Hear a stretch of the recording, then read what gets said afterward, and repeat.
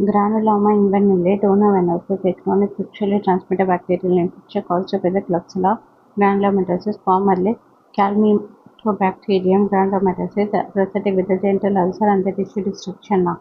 Etiology Klebsiella granulomatosis, gram-negative non-motile rod. Incubation period 1 to 4 weeks, variable up to 3 to 20 days. Clinical features like primary lesion, painless beefy red ulcer with the friable granular tissue, bleach easily on the touch, also serve the rolled edges and may have resembled the carcinoma. Lymphatic involvement, absence of the true urinopathy, instead subcutaneous granuloma termed pseudobulbous. Chronic ulceration may lead to the disfigurement.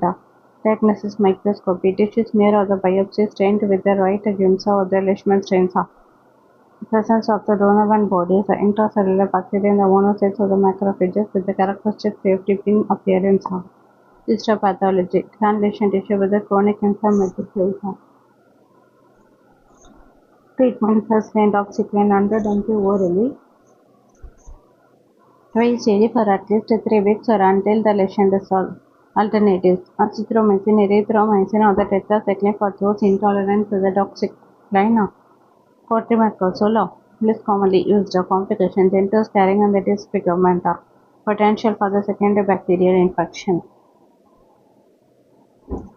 Granuloma inchina, Klebsiella granulomatosis, a gram-negative non-motile rod.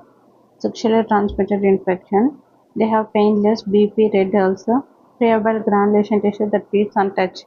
Lymphadenopathy. This is absent, replaced by the pseudobulbous subcutaneous granuloma. Diagnostic features like Donovan bodies in the tissue smear, safety in the appearance. Incubation period typically 1 to 4 weeks.